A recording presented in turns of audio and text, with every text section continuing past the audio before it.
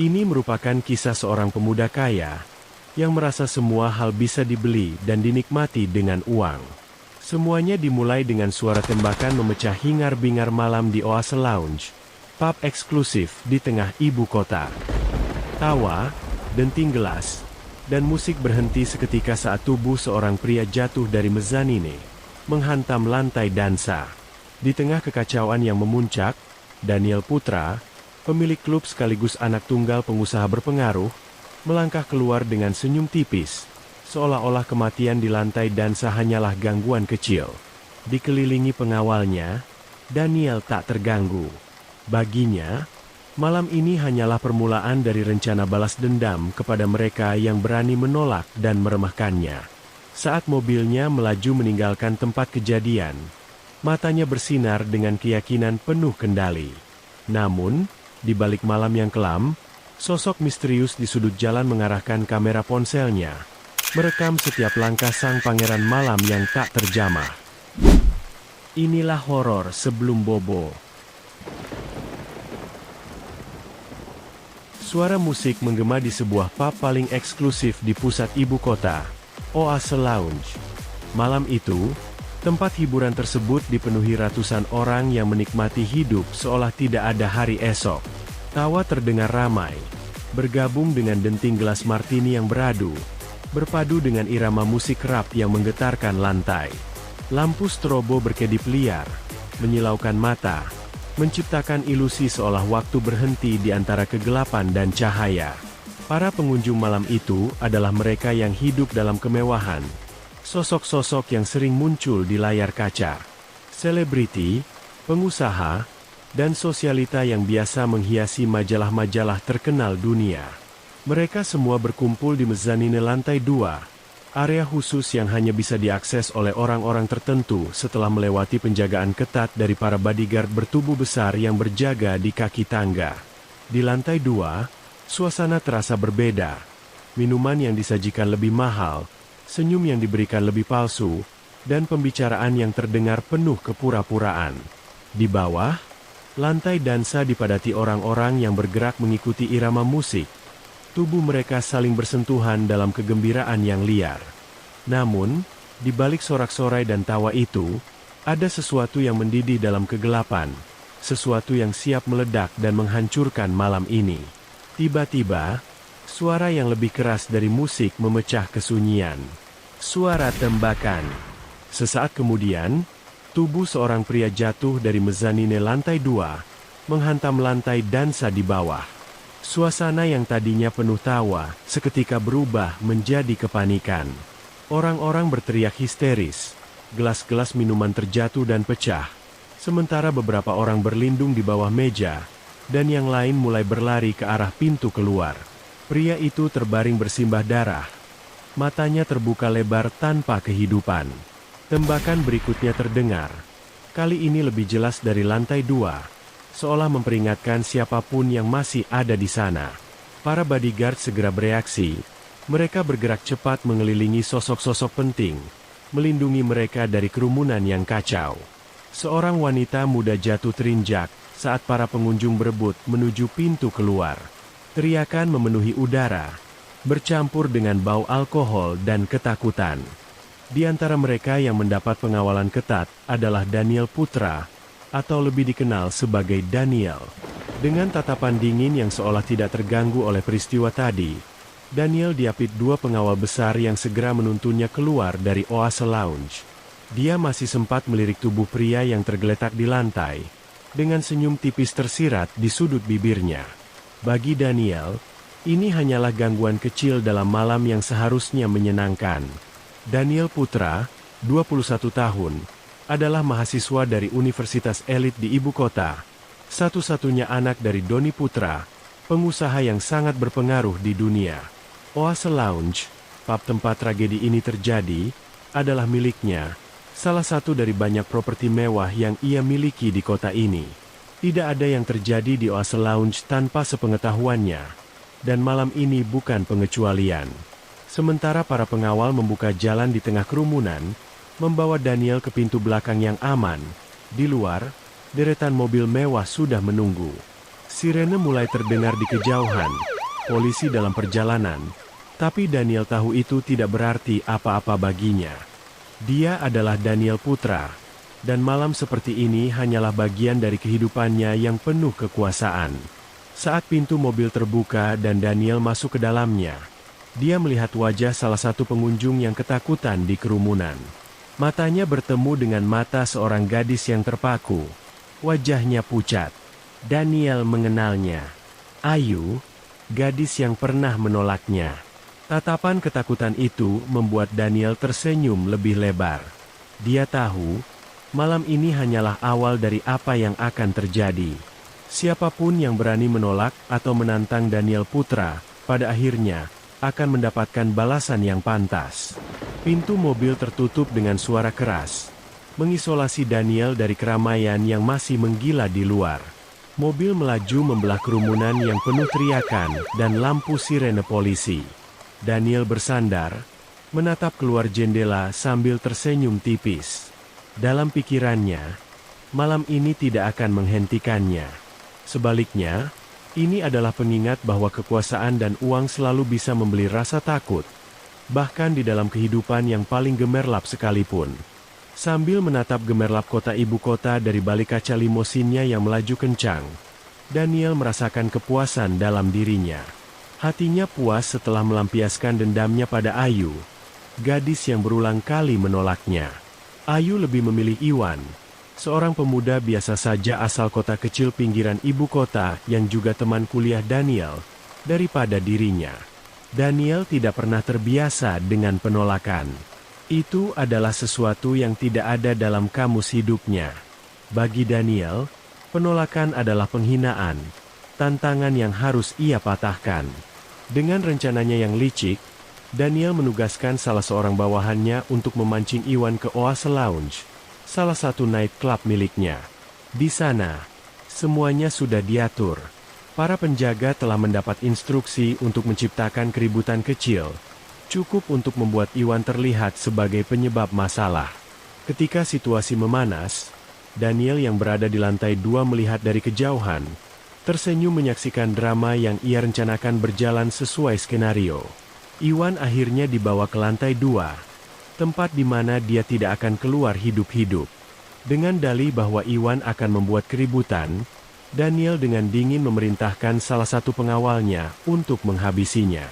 Peluru dilepaskan, dan Iwan terjatuh. Sementara Daniel memandang dari balik kaca satu arah, menikmati setiap detik kehancuran orang yang berani merebut perhatian Ayu darinya. Namun, ini bukan pertama kalinya Daniel menggunakan cara semacam itu. Rasa kekuasaan menguasai hatinya setiap kali berhasil menyingkirkan siapapun yang menghalangi jalannya. Kejahatan-kejahatan yang ia lakukan sebelumnya menunjukkan betapa tanpa ampun dan berbahayanya dia. Beberapa bulan sebelumnya, ada seorang dosen muda di kampusnya, Dr. Satria Wibowo, yang berani menolak permintaan Daniel untuk memperbaiki nilainya. Daniel jarang hadir di kelas, lebih sering memilih waktu untuk bersenang-senang di luar negeri daripada mengerjakan tugas atau mengikuti ujian. Ketika Daniel meminta Dr. Satria untuk mengatur nilai akhirnya dengan imbalan besar, dosen itu dengan tegas menolak, mengatakan bahwa dirinya bukan orang yang bisa dibeli. Sebuah penolakan yang sangat fatal. Beberapa minggu kemudian, hidup Dr. Satria berubah drastis. Video yang menuduhnya melakukan pelecehan terhadap seorang mahasiswi tiba-tiba tersebar di media sosial. Semua bukti terlihat sangat nyata. Meskipun sebenarnya video itu adalah hasil rekayasa dari orang-orang bayaran Daniel.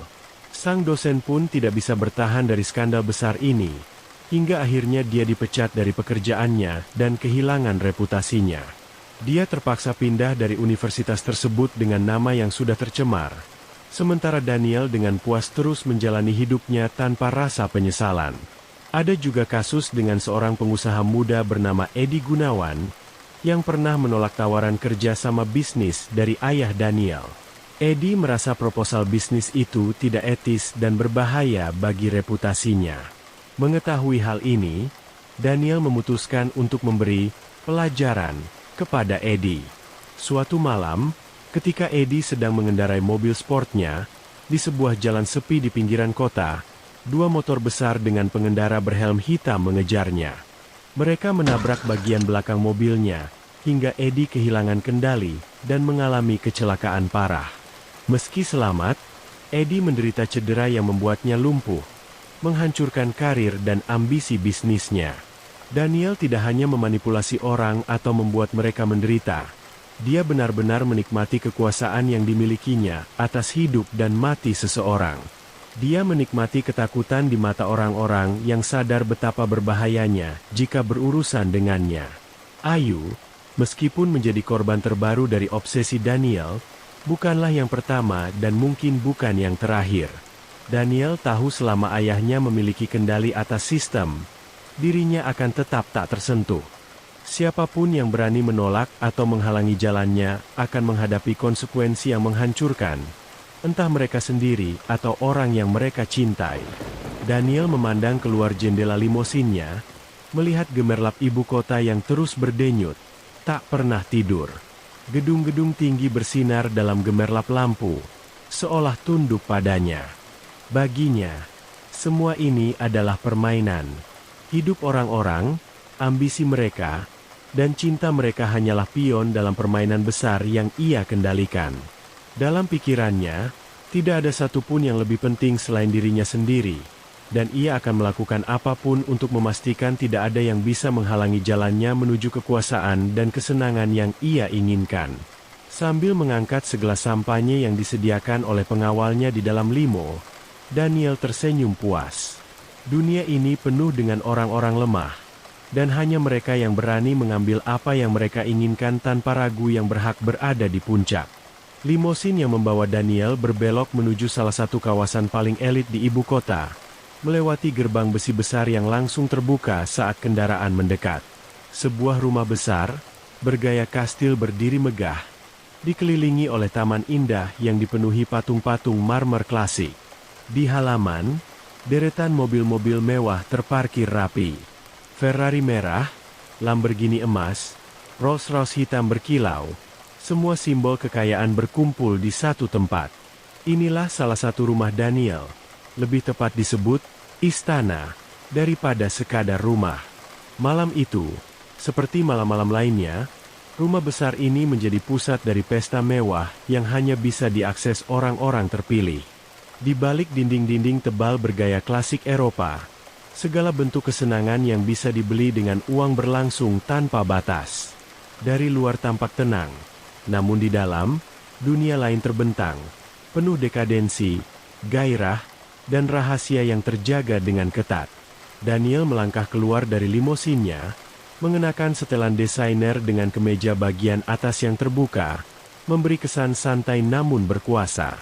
Dia berjalan masuk rumah besar, melangkah di atas lantai marmer yang dingin dan diukir dengan motif rumit. Dua pelayan berbadan besar membuka pintu besar dari kayu mahoni untuknya, dan Daniel memasuki ruangan yang sudah disulap untuk pesta malam itu. Tidak ada dentuman musik seperti di klub malam. Hanya ada alunan lembut musik jazz yang memenuhi udara. Irama saksofon menambah aura sensualitas di dalam ruangan. Lampu kristal menggantung di langit-langit, menebarkan cahaya hangat di atas para tamu yang menikmati malam. Di atas panggung kecil, sepasang penari striptease bergerak lambat mengikuti ritme, tubuh mereka meliuk, menambah kesan erotis yang tidak bisa disembunyikan. Daniel melangkah lebih dalam ke ruangan, dan semua mata tertuju padanya. Setiap orang yang melihatnya langsung menghentikan aktivitas mereka, dan berdiri untuk menyapanya seolah-olah sang pangeran baru saja tiba. Ada pejabat tinggi dari ibu kota yang wajahnya mulai merah karena alkohol, seorang bintang film terkenal yang baru saja dinominasikan untuk Oscar, dan bahkan seorang pewaris kekayaan minyak dari Timur Tengah yang duduk di sofa kulit, tertawa sambil menyaksikan pertunjukan di panggung kecil itu. Semua tamu terpilih ini memahami aturan tidak tertulis di tempat ini, bahwa di hadapan Daniel, mereka harus tunduk. Daniel tersenyum tipis, memberikan pelukan, ciuman di pipi, dan beberapa kata rayuan kepada tamu-tamunya.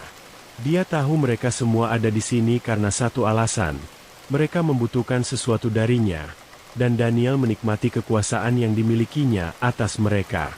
Beberapa dari mereka mungkin memiliki kekayaan yang setara dengannya, tetapi tidak ada yang memiliki keberanian dan kendali seperti Daniel. Kekuasaan bukan sekadar soal uang, itu soal kendali, dan Daniel telah berkali-kali membuktikan bahwa dia tahu bagaimana mendapatkan apa yang dia inginkan dari siapapun. Di sudut ruangan, para pelayan dengan nampan perak hilir mudik membawa botol minuman mahal, sampanye terbaik dari Prancis, bourbon langka yang hanya tersedia dalam jumlah terbatas, vodka impor yang begitu kuat hingga membuat banyak orang kewalahan setelah satu tegukan. Minuman mengalir bebas, seolah ada janji tak tertulis bahwa malam ini adalah untuk mereka yang berani meninggalkan semua norma dan tanggung jawab di luar pintu.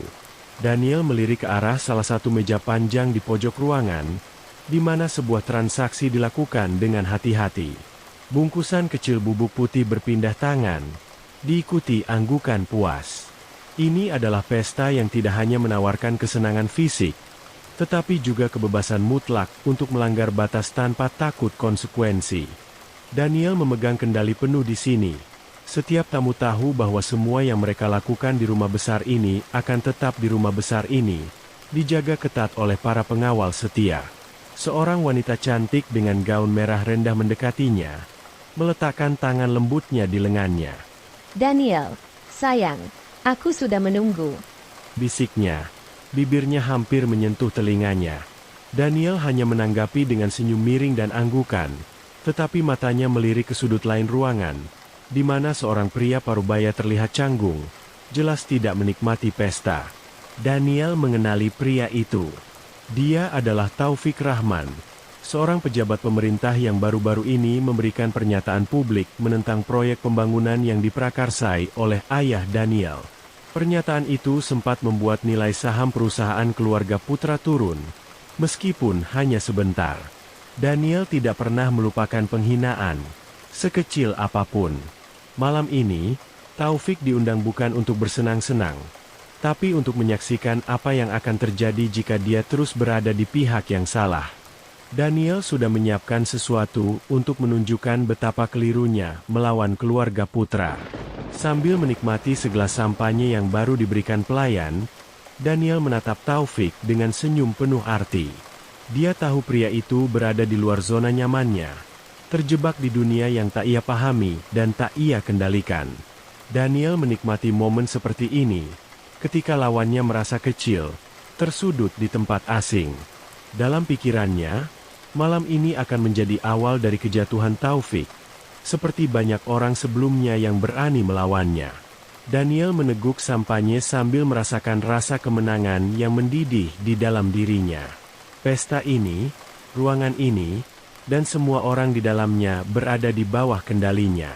Setiap senyuman, tawa, dan desahan hanyalah refleksi dari kekuasaan yang ia miliki. Malam ini, ia berencana untuk menunjukkan bahwa kendalinya bukan hanya nyata, tetapi mutlak. Di tengah pesta penuh gemerlap itu, Daniel mengawasi setiap gerakan Taufik Rahman dari sudut matanya. Taufik tampak tegang. Wajar saja. Dia dikenal sebagai pejabat yang tegas dalam moralitas, dan jelas ia tidak merasa nyaman berada di tengah-tengah selebriti mabuk dan penari di panggung kecil. Daniel tahu pria itu berbeda dari tamu lainnya, yang biasa menanggalkan batasan moral begitu melewati gerbang rumah besar ini. Daniel perlahan berjalan mendekati Taufik. Senyumnya terukir sempurna. Di tangannya ada segelas sampanye yang dia ulurkan kepada Taufik saat mereka saling bertatap. "Ah, Tuan Taufik, senang sekali melihat Anda di sini," sapa Daniel dengan suara ramah tapi dingin. "Saya harap Anda menikmati malam ini." Taufik mengambil gelas itu dengan ragu, tersenyum kecil namun tetap waspada. "Terima kasih atas undangannya, Daniel. Saya akui, ini bukan jenis acara yang biasa saya hadiri." Daniel tertawa kecil. "Oh, tentu saja, tentu saja. Tapi saya pikir, terkadang kita semua perlu melupakan beban tanggung jawab sejenak, bukan?" Dengan sedikit isyarat, Daniel memanggil seorang wanita muda yang duduk di dekat mereka, lalu memperkenalkannya pada Taufik. "Ini Anissa, Dia sangat suka berbicara tentang politik. Saya pikir Anda berdua akan cocok. Anissa tersenyum lebar dan mendekati Taufik dengan segelas minuman lagi di tangannya. Dia tahu apa yang diharapkan darinya. Daniel hanya memberikan isyarat, dan Anissa akan melakukan apa yang perlu untuk mendekati Taufik. Membuatnya nyaman, membujuknya minum lebih banyak, dan jika semuanya berjalan lancar, mungkin membawa Taufik ke salah satu kamar di lantai atas. Setiap kamar di rumah besar ini dipenuhi kamera tersembunyi yang ditempatkan hati-hati untuk merekam hal-hal menarik yang terjadi di antara tamu-tamunya. Taufik menatap Anissa dan tersenyum sopan, namun tetap menjaga jarak. Dia tahu betul reputasi Daniel dan ayahnya. Dia pernah mendengar cerita dari kolega dan pejabat lain, bagaimana mereka yang pernah datang ke pesta Daniel seringkali terjebak dalam situasi memalukan, dan video-video pribadi tiba-tiba muncul jika ada yang menentang keluarga putra. Ini adalah trik kotor yang digunakan ayah Daniel untuk mengontrol pejabat dan selebritas, dan Taufik tidak ingin menjadi pion dalam permainan mereka. Dia menolak tawaran Anissa dengan halus, lalu berpaling kembali pada Daniel. Saya sangat menghargai keramahan Anda, Daniel, tapi saya pikir saya harus pergi. Masih banyak pekerjaan yang harus saya selesaikan besok pagi. Daniel tetap tersenyum, tetapi di balik tatapannya ada kilatan dingin. Tentu saja, Tuan Taufik, kami senang Anda bisa hadir. Namun, di dalam hati, Daniel sudah mulai merencanakan langkah berikutnya. Taufik telah melewati jebakan pertama, tapi Daniel tidak akan membiarkannya pergi begitu saja. Taufik meninggalkan rumah besar dengan tergesa, melewati lorong panjang yang dipenuhi lukisan dan patung mewah. Tamu-tamu masih tertawa di dalam, menikmati malam, dan dia tak bisa mengusir perasaan bahwa ada mata yang mengawasinya di setiap sudut. Saat tiba di luar, udara malam terasa lebih segar, namun ada sesuatu yang masih mengganjal, seolah ketegangan dari dalam rumah besar mengikutinya keluar. Sebuah sedan hitam menunggu di luar. Sopirnya segera membuka pintu untuk Taufik. Dia masuk, merasakan sedikit kenyamanan di dalam mobil. Namun, hanya beberapa menit setelah mobil bergerak keluar dari gerbang rumah besar, ada yang tak beres. Sedan itu melambat, dan sebelum Taufik sempat bertanya, dia melihat dua mobil lain mendekat dari belakang, memotong jalannya. Pintu mobil terbuka dengan keras, dan dua pria bertopeng muncul. Sebelum Taufik bisa bereaksi, mereka menariknya keluar, membekap mulutnya dengan kain basah yang memiliki bau menyengat. Kepalanya berputar, kesadarannya mulai memudar, dan hal terakhir yang dilihatnya sebelum semuanya menjadi gelap adalah gemerlap lampu rumah besar yang semakin menjauh, seolah-olah kastil itu menertawakannya. Ketika Taufik membuka matanya, dia tidak lagi berada di dalam mobil. Ruangan di sekitarnya dingin dan redup, hanya diterangi oleh satu lampu gantung kecil yang berayun pelan. Dinding-dindingnya terbuat dari beton, lantainya dingin, dan udara di dalamnya terasa lembab. Tangannya terikat di belakang kursi yang keras, dan di depannya, sosok yang dikenalnya melangkah mendekat. Daniel berdiri di sana, dengan senyum tipis di wajahnya.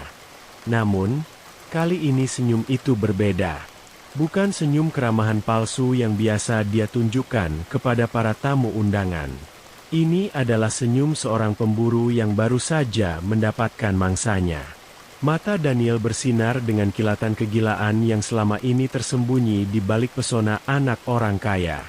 Di dadanya, ada perasaan yang membuncah, perasaan yang hanya muncul ketika dia memiliki seseorang di bawah kendalinya, tak berdaya, tak mampu melawan. Daniel mendekat, menatap Taufik dengan intensitas yang dalam, seolah-olah pria itu bukan seorang pejabat terhormat, tetapi sekadar mainan di tangannya. Ia menyentuh bahu Taufik dengan santai, menekan sedikit, hanya untuk melihat ekspresi ketakutan di wajahnya. "Selamat datang, Tuan Taufik. Saya harap Anda menikmati perjalanan," katanya. Daniel merasakan bahwa inilah momen yang dia dambakan, saat dimana semua kendali ada padanya. Dia tidak lagi peduli dengan jebakan politik atau rekaman. Yang dia inginkan hanyalah melihat Taufik menderita. Daniel berjalan perlahan, membuka kancing kemejanya satu persatu. Cahaya redup dari lampu yang berayun di atas kepala, membuat wajahnya terlihat lebih menakutkan. Dengan bertelanjang dada, ia tampak lebih mengintimidasi. Setiap otot tubuhnya tampak jelas. Daniel melangkah lebih dekat ke Taufik yang terikat di kursi. Tangan dan kakinya diikat erat. Mulutnya dibekap kain kotor yang membuatnya hanya bisa mengeluarkan suara samar.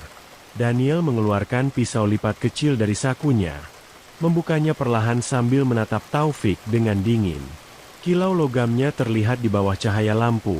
Dan Taufik tahu betul bahwa pisau itu bukan sekadar alat, tetapi simbol kekuasaan yang sepenuhnya ada di tangan Daniel. "Kamu tahu apa yang sudah kamu lakukan pada saya dan ayah saya, Tuan Taufik," kata Daniel. Suaranya berbisik penuh kesombongan. Dia mulai merobek kemeja Taufik dengan ujung pisau, mengiris kain dengan gerakan lambat. Setiap kali ujung pisau menyentuh kulit Taufik, dia hanya bisa meringis dalam kesakitan, tubuhnya mengejang. Mata Taufik menatap tajam ke arah Daniel, tetapi di balik tatapan itu, ada ketakutan yang tak bisa dia sembunyikan. Sebaliknya, Daniel menikmati setiap reaksi yang keluar dari Taufik. Dia mendekatkan wajahnya ke dada telanjang Taufik, dengan senyum dingin yang terukir di bibirnya. "Kamu tahu, Taufik, keluarga putra tidak pernah membiarkan orang seperti kamu bebas begitu saja. Mau tahu apa akibatnya jika melawan keluarga putra, wahai pejuang rakyat?" Bisik Daniel. Setiap katanya terdengar meremehkan, seolah sedang berbicara kepada anak kecil yang tidak tahu apa-apa tentang dunia yang sesungguhnya. Daniel berjongkok sambil menatap Taufik yang tak berdaya. Pisau itu bergeser ke bagian bawah, merobek celana kain Taufik perlahan, seakan ingin menunjukkan betapa tak berdayanya pria itu. Ujung pisau menyentuh kulitnya, tidak terlalu dalam, tapi cukup membuat Taufik kesakitan hingga tak mampu menahan air matanya. Pisau itu bergerak seperti menari di tubuh Taufik, dari wajah, leher, dada, hingga ke bagian sensitifnya. Wajah Taufik kini bersimbah darah, tubuhnya penuh luka. Rintihannya semakin keras, cukup untuk membuat Daniel tahu bahwa pria di depannya benar-benar merasakan penderitaan. Daniel berhenti sejenak, memiringkan kepala untuk mendengar lebih jelas. Ia merasakan kenikmatan tertentu dari suara rintihan itu, ekspresi rasa takut, putus asa, dan kesakitan yang menyatu. Adrenalin mengalir di tubuhnya, menggetarkan setiap sarafnya. Baginya, ada kegembiraan tersendiri mendengar seseorang menangis karena keputusasaan. Tatapan Daniel semakin berubah, matanya bersinar dengan kilatan aneh, dan senyumnya melebar, memperlihatkan deretan gigi putihnya. Dia terdiam sejenak, menikmati suara rintihan Taufik. "Ah, suara itu, Taufik. Itu adalah suara penderitaan yang kami rasakan karena idealismemu yang murahan," bisiknya, sambil menggerakkan pisau perlahan di dada Taufik yang bersimbah darah. Setiap sayatan adalah pengingat bahwa Taufik kini hanya mainan di tangan Daniel. Taufik hanya bisa terisak, tubuhnya gemetar. Dia tahu dia tidak punya jalan keluar. Tak ada seorang pun yang akan mendengarnya di tempat terisolasi ini. Dia bisa merasakan darah hangat menetes dari luka-lukanya. Lebih dari itu, harga dirinya hancur.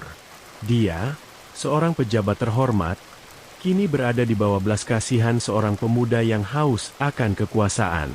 Bagi Daniel, ini lebih dari sekadar balas dendam. Ini adalah perasaan memiliki kendali penuh. Melihat seseorang yang pernah berani melawannya kini meringkuk dalam ketakutan dan ketidakberdayaan.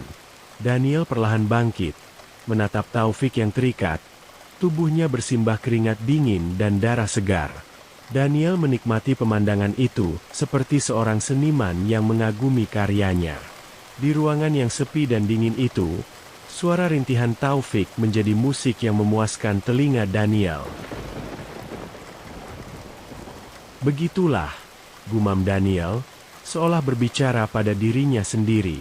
Begitulah seharusnya akhir bagi siapapun yang berani menentang keluarga Putra. Dia menyentuh wajah Taufik dengan lembut, seperti seorang teman yang bersimpati, tapi tatapannya menunjukkan sebaliknya. Hanya ada kenikmatan murni dari penderitaan yang dia ciptakan. Tiba-tiba, Daniel menusukkan pisau itu ke leher Taufik. Darah mengucur deras, dan akhirnya Taufik menghembuskan nafas terakhirnya. Daniel tersenyum puas dan tertawa kecil. Dia mencabut pisau dari leher Taufik yang sudah tak bernyawa. Ini adalah sisi dari Daniel yang tidak banyak orang tahu. Sisi yang semakin menguasainya sejak ia terbiasa menghilangkan nyawa dan menindas orang lain demi kesenangannya. Seperti biasa, para pengawal Daniel siap melakukan clean up. Mereka tahu persis apa yang harus dilakukan setiap kali Daniel selesai dengan permainannya. Mereka akan menghapus jejak, menghilangkan bukti, dan memastikan tidak ada satupun yang dapat mengaitkan perbuatan Daniel dengan dirinya secara langsung. Namun, malam itu ada sesuatu yang berbeda. Sesuatu yang tak akan bisa dihilangkan begitu saja. Daniel memacu mobil mewahnya menyusuri jalan-jalan kota ibu kota dengan kecepatan tinggi. Adrenalin masih mengalir deras dalam nadinya. Sunroof mobilnya terbuka, membiarkan angin malam yang dingin menyapu wajahnya. Perasaan puas dan nikmat usai, mendiamkan. Taufik selamanya seolah menjadi racun yang memabukkan dalam darahnya. Tangannya mengetuk-ngetuk setir sesuai dengan irama musik rape, Didi yang bergema dari stereo mobilnya. Daniel merasa di puncak dunia, seolah tidak ada yang mampu menghalanginya. Dalam euforia yang membutakan itu, Daniel kehilangan fokus. Dia tak menyadari bahwa di depannya, seorang wanita parubaya sedang menyeberang jalan. Dalam sekejap, mobilnya menabrak wanita itu dengan kecepatan tinggi, membuat tubuhnya terpental jauh ke depan. Dunia Daniel seakan berhenti sejenak. Bunyi benturan itu mengguncang seluruh tubuhnya. Daniel menekan rem mendadak. Mobilnya berhenti, tapi hanya untuk beberapa detik. Wanita itu terbaring di tengah jalan, tak bergerak. Suasana menjadi mencekam. Hanya dentuman lagu rap yang masih mengalun dari stereo mobil. Daniel memandang ke depan, melihat tubuh wanita itu di tengah jalan. Alih-alih berhenti untuk menolong, emosi aneh menguasainya. Bukan rasa bersalah atau kasihan, melainkan kemarahan. Dia marah karena situasi ini menghalanginya, mengganggu malamnya yang seharusnya penuh kepuasan. Tanpa pikir panjang, Daniel menginjak gas, dan dalam sekejap, roda mobilnya melindas tubuh wanita itu. Mobilnya kembali melaju dengan kecepatan tinggi, meninggalkan wanita itu tergeletak dalam kegelapan, diiringi deru mesin yang menjauh.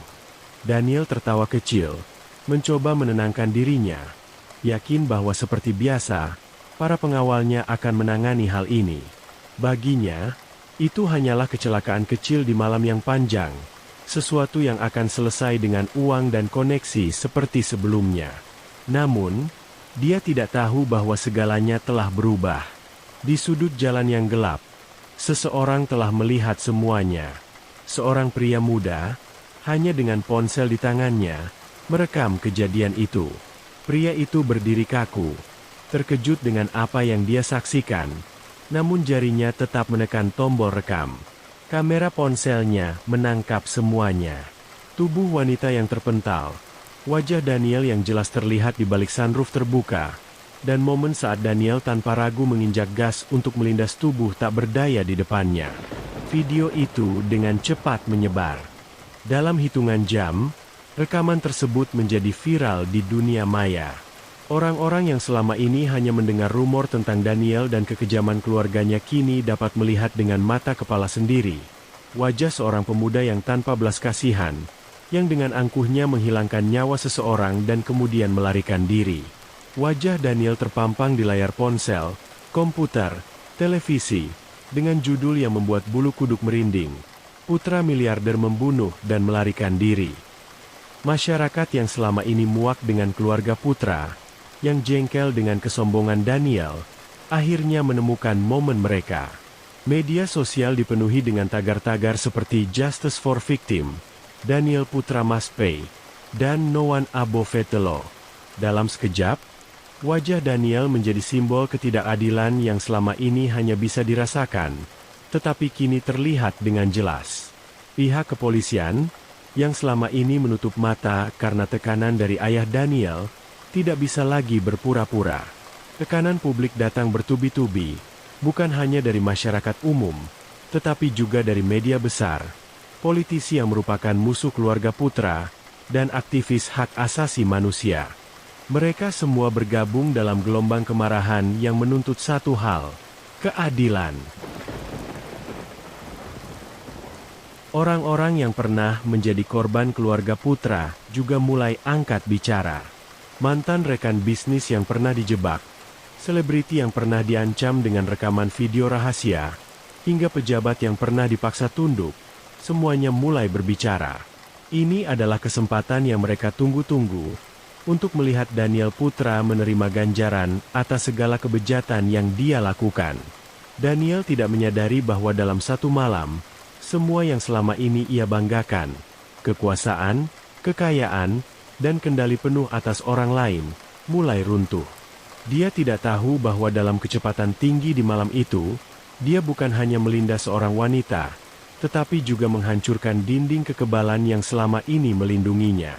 Kini, untuk pertama kalinya dalam hidupnya, Daniel harus menghadapi kenyataan bahwa dia tidak lagi tak tersentuh. Seperti orang yang tak pernah merasa bersalah, Daniel menaiki lift berlapis kaca berwarna emas, menuju lantai paling atas di apartemen termewah di ibu kota.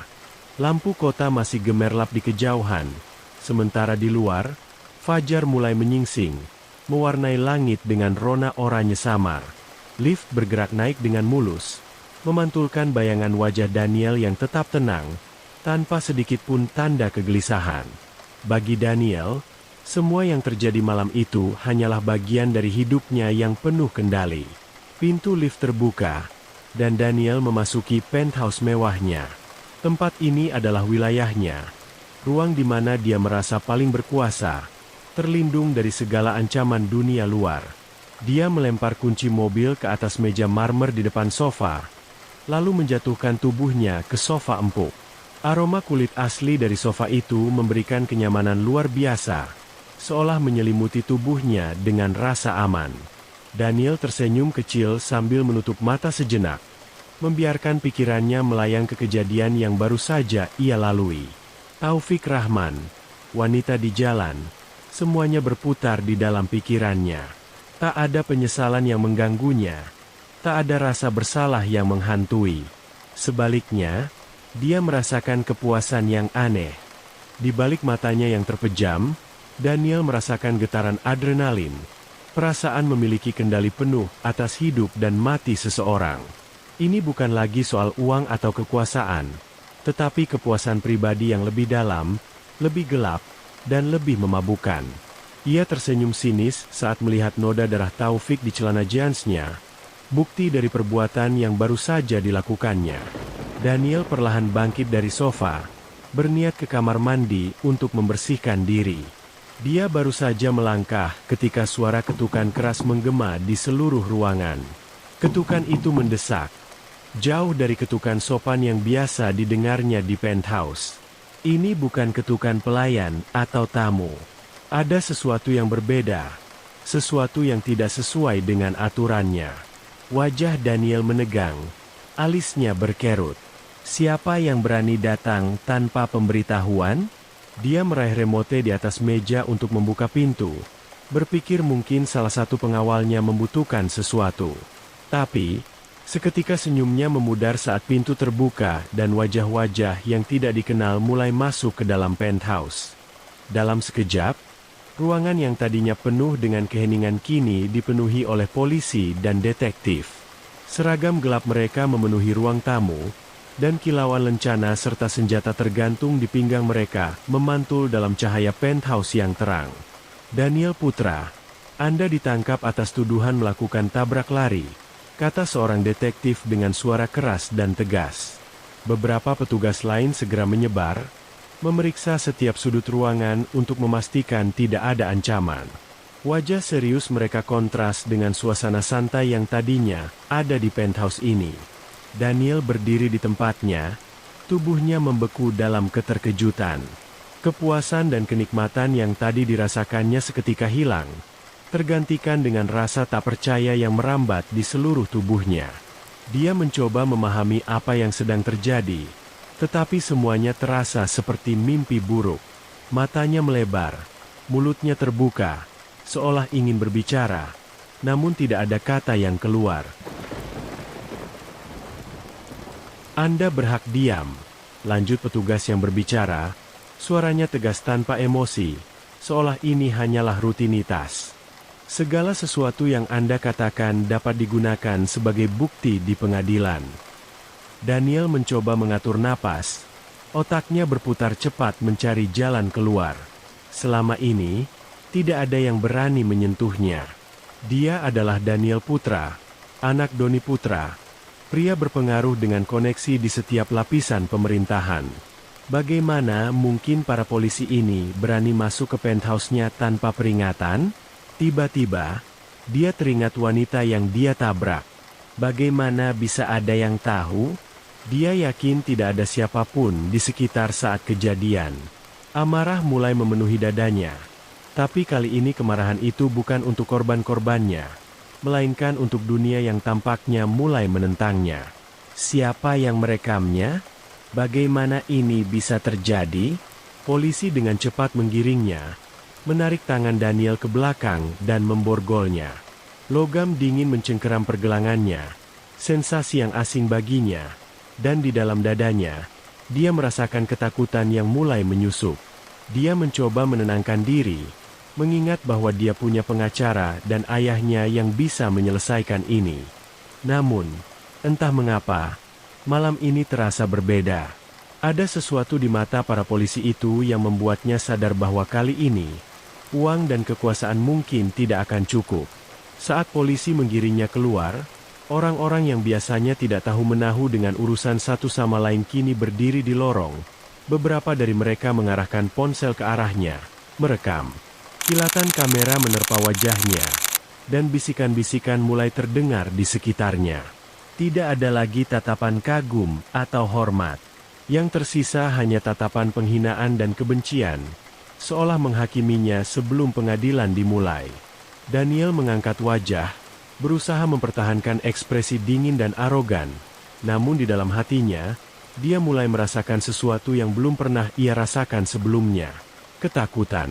Ketakutan yang begitu dalam. Ketakutan akan kehilangan segalanya. Saat dia didorong ke dalam mobil polisi, lampu merah dan biru berkedip-kedip, memantulkan bayangan wajahnya yang kini tampak lebih pucat, lebih kosong. Untuk pertama kalinya dalam hidupnya, Daniel menyadari bahwa mungkin dia tak lagi punya kendali. Semua kesenangan dan kepuasan yang ia rasakan beberapa menit lalu kini terasa jauh. Tidak lagi relevan di hadapan jerat hukum yang kini menantinya. Kasus yang menjerat Daniel terus bergulir, semakin menggema di dunia nyata maupun dunia maya. Dalam hitungan hari, namanya menjadi headline di setiap media, dari surat kabar cetak hingga berita utama di layar ponsel. Wajahnya terpampang di setiap sudut kota, layar televisi, media sosial, hingga spanduk-spanduk yang dibawa para demonstran di jalanan. Tuntutan untuk keadilan menggema dari pusat kota ibu kota, hingga ke seluruh penjuru negara. Suara ribuan orang bergema di jalan-jalan, hingga kota-kota kecil di tersebut. Ini bukan lagi sekadar tabrak lari. Ini adalah simbol ketidakadilan yang menahun, dan kini masyarakat menuntut balas. Setelah polisi dan detektif melakukan penggeledahan di beberapa properti milik Daniel, temuan-temuan mengejutkan dan menjijikan mulai muncul ke permukaan. Mereka menemukan rekaman video yang diambil secara diam-diam. Video-video tak senonoh yang direkam di rumah besar, penthouse, yacht, bahkan di pulau pribadi milik Daniel. Perangkat kamera tersembunyi dipasang di hampir setiap sudut. Di kamar tidur, ruang tamu, bahkan di lokasi pesta yang tertutup. Video-video ini bukan hanya menunjukkan tindakan tak senonoh yang dilakukan Daniel dan para tamunya, tetapi juga aktivitas orang-orang penting, mantan presiden dan keluarganya, anggota keluarga kerajaan, selebriti ternama, dan tokoh politik yang sering terlihat di pesta-pesta liar yang diselenggarakan Daniel. Bukti-bukti ini, entah bagaimana, bocor ke publik. Mungkin dari seorang informan di dalam penyelidikan, atau seseorang di jaringan bawah tanah yang ingin melihat keluarga putra jatuh. Tak ada yang tahu pasti, tetapi satu hal jelas. Dunia kini mengetahui apa yang sebenarnya terjadi di balik dinding-dinding kemewahan yang selama ini melindungi Daniel. Video-video pesta, daftar tamu yang terlibat, bahkan rekaman percakapan dari kamera tersembunyi kini tersebar di internet, menjadi viral dengan kecepatan tak terbendung. Media membanjiri berita dengan laporan tentang kegiatan Daniel, ayahnya, dan para tamu yang terlibat. Setiap video, setiap bukti, menjadi bahan bakar untuk kemarahan publik yang semakin membara. Para bintang yang terlibat mulai menghilang satu persatu dari pemberitaan. Selebritis yang dulunya sering terlihat bersama Daniel mendadak menutup akun media sosial mereka. Sementara politisi yang namanya muncul dalam daftar tamu segera menarik diri dari panggung publik.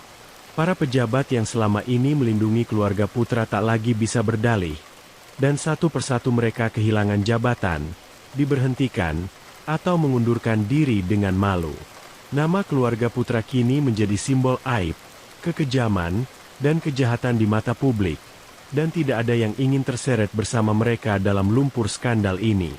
Dengan tekanan publik yang begitu kuat, akhirnya Daniel dan ayahnya, Doni, diadili dan kemudian dijebloskan ke penjara. Daniel, yang terbiasa hidup dalam kemewahan, kini harus merasakan dinginnya dinding beton dan kerasnya tempat tidur penjara. Ayahnya, yang dulu sangat berkuasa, kini hanya menjadi pria tua yang terpojok, kehilangan segala kekuatan yang selama ini ia banggakan. Kekayaan mereka tidak lagi berarti, dan koneksi mereka tak lagi bisa menyelamatkan mereka. Kehidupan Daniel yang dulu penuh dengan pesta dan kemewahan kini berubah menjadi kesepian yang mencekik. Satu persatu orang yang selama ini dianggap teman mulai menjauh. Kalangan selebriti yang dulu berkawan dengannya kini hanya menjadi bayangan di masa lalu. Para pejabat yang dulu tunduk di bawah kaki ayahnya, kini tak ada yang mau mengangkat telepon atau memberikan bantuan. Hanya kesunyian yang tersisa, kesunyian yang menegaskan bahwa semua yang selama ini dia bangun, semua kendali dan kekuasaan yang dia anggap tak tergoyahkan, kini runtuh dalam sekejap. Di dalam sel penjara yang sempit, Daniel duduk dengan pandangan tertuju ke dinding kosong. Wajahnya tidak lagi menampilkan senyum sinis atau keyakinan yang tak terkalahkan. Namun, ada sesuatu yang membara di balik matanya. Amarah yang dalam, amarah yang terpendam. Dia tidak pernah menyangka bahwa semua ini bisa terjadi padanya. Bagaimana mungkin? Dia adalah Daniel Putra, seseorang yang selalu mendapatkan apa yang dia inginkan, seseorang yang selalu berada di atas. Dunia ini, sistem ini, seharusnya ada di bawah kendalinya. Namun kini, dia terjebak di balik jeruji besi, ditinggalkan, dihakimi, dan dibenci. Di tengah-tengah kesunyian penjara, Daniel merasa marah dengan situasi yang menimpanya. Amarah itu memenuhi dadanya, mendidih dalam diam. Tapi lebih dari itu, pikirannya mulai berputar, menyusun rencana untuk keluar dari situasi ini. Dia tidak akan membiarkan dunia menganggapnya kalah. Dia tidak akan membiarkan dirinya terjebak di sel ini selamanya. Dia adalah Daniel Putra, dan dia selalu punya cara. Senyum tipis terukir di wajahnya. Mata birunya menyipit, dan pikirannya mulai menyusun berbagai kemungkinan. Siapa yang masih bisa ia hubungi? Siapa yang mungkin masih berutang padanya, dan bisa diselamatkan dengan tawaran yang tepat? Masih ada cara. Masih ada orang-orang di luar sana yang, meskipun ketakutan, tetap bisa dia manfaatkan. Masih ada jalan keluar. Hanya tinggal menunggu waktu yang tepat. Dalam keheningan yang mencekam, Daniel bergumam pada dirinya sendiri. Suaranya rendah dan penuh tekad. Ini belum berakhir. Namun, pertanyaan besar yang menggantung, sesuatu yang hanya bisa diketahui oleh Daniel sendiri adalah, apa rencana Daniel selanjutnya?